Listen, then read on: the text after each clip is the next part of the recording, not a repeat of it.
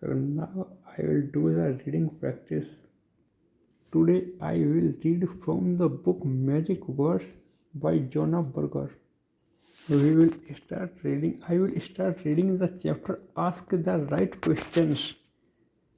When there is a difficult task at work that we can't seem to solve, or a do it yourself project that proves tougher than expected, there are various ways to get unstuck.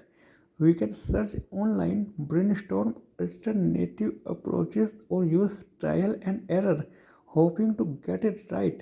There is a particular solution that we often tend to avoid thought, and that is asking for advice. We could ask a coworker or call a friend and see if they can help, but we tend not to. We don't want to bother them. Who knows if they will be able to help anyway? And even if they can, we are worried that they will think less of us. We think that asking for advice will make us seem incompetent, so we skip it altogether. Could that intuition be misguided?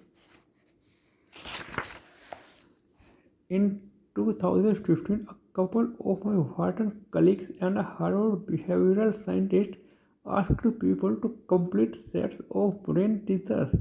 They included easy questions like who was the first president of the United States? A. George Washington. An extremely difficult one like what is the correct definition of sesquipedalian? Answer: tending to use long words. Participants were told the scientists were interested in how communication shapes problem solving, and so each person would be matched with an anonymous partner to communicate with during the study. Each participant was told that they would complete some brain teasers first, and then their partner would complete the same brain teasers later in the experiment. After completing the first set of brain teasers, the participants were told that they had done decently well, had gotten 7 out of 10 correct, but that their partner had not done quite as well, has gotten only 6 out of 10 right. Then they received a note from their partner. For some, the note was just a simple greeting, "Hey there,"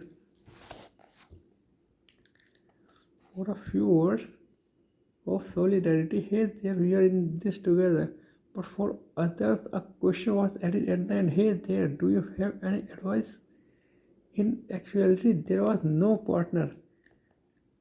The scientists were interested in how people are perceived when they ask for advice, whether compared to just making chit chat. Asking for advice would lead someone to be seen more positively or negatively. So they paired participants with a computer simulated partner so they could see how had the partner said shaped how they were perceived. After receiving the message from their partner, participants rated them on a number of dimensions: how capable they thought their partner was, as well as how qualified and skilled. If asking for advice makes people seem less competent, participants should have thought worse of partners who did so. Asking should have made them seem dependent on others as inferior. But the opposite was true. When the scientists analyzed the results, they found that asking for advice had made people think their partner was more competent, not less. And the reason why has everything to do with how asking someone for advice makes them feel. People like feeling smart. They like feeling that other people think they are intelligent or have valuable things to say. So asking for advice can make us look smart because it strokes the advice giver's ego. Rather than thinking we are not capable or are stupid for asking, advice givers draw a very different conclusion. Of course, my opinions are valuable, so this person is smart for asking for them. In some sense, asking for advice is almost like flattery.